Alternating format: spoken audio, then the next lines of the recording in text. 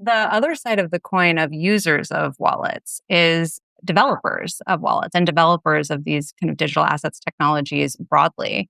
I'm curious if you have a point of view about protections for developers and builders in this space. We've seen some cases of prosecutions against developers of various types of technologies, and I'm wondering kind of your thoughts about that and how you'd like to see those kinds of cases be treated. In the case of the Clarity Act at this point, which is we're about 2 to 3 weeks before markup in the Senate Banking Committee.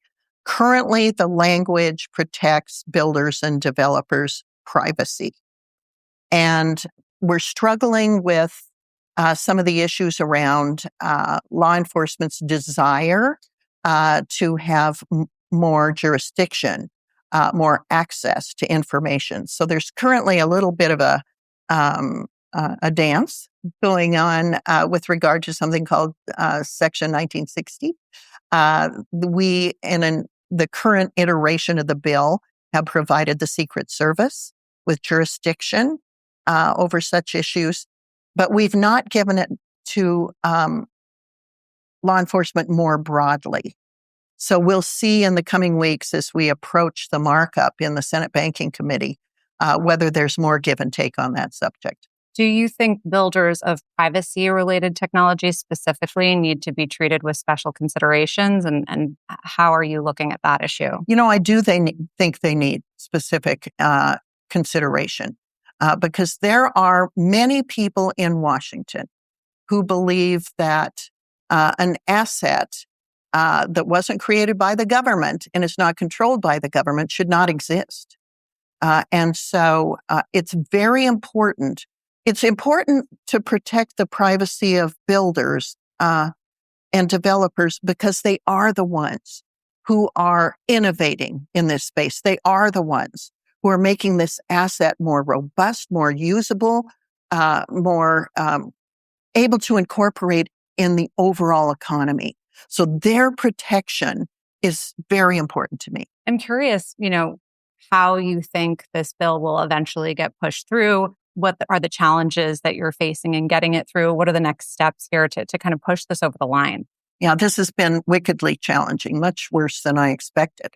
So a year ago, we passed the Genius Act, and it was an arduous, miserable experience to get Genius passed, and all it had to do with was stablecoins. But we started in earnest on market structure right after Labor Day. And I thought we'd have it done by the end of last year. And here we are. It's late April. This weekend is the Kentucky Derby, the first weekend in May, and we still haven't had markup in the Banking Committee. Now, the Ag Committee, which had jurisdiction over the CFTC component, which really Bitcoin should be most focused on, is passed. So what we need to do is pass the Clarity Act, which the SEC portion of the bill, out of the Banking Committee. We're going to mark it up in the middle of May.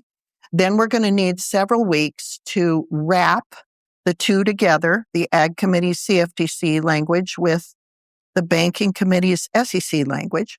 We're going to have to add an ethics component, mostly because there are people that have serious cases of anguish about the Trump family's participation in this asset class.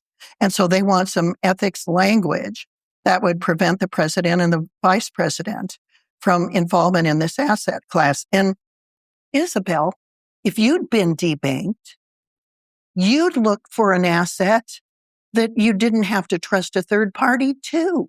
And you look at the Trump family and what happened to them with debanking.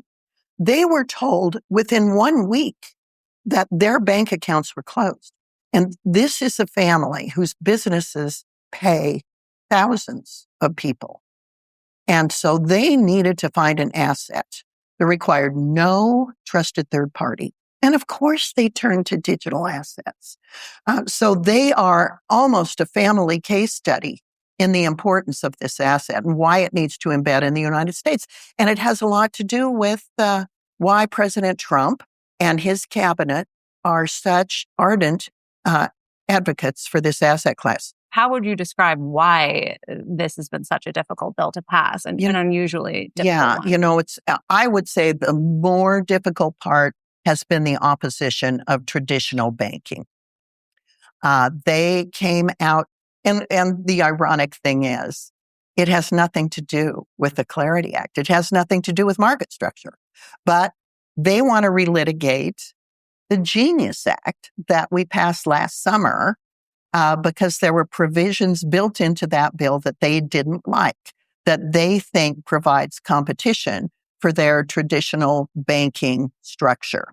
And so the biggest hurdle has been resolving the protection, the wall that traditional banking has thrown up, which again, Isabel, I think is so ironic because as soon as we pass market structure, you're going to start seeing traditional banking provide services in digital asset banking. And so, honestly, they're not facing the future. We're going to have digital dollars too. And so it's time for traditional banking to embrace these new financial products that are actually going to provide them with more business than they have now.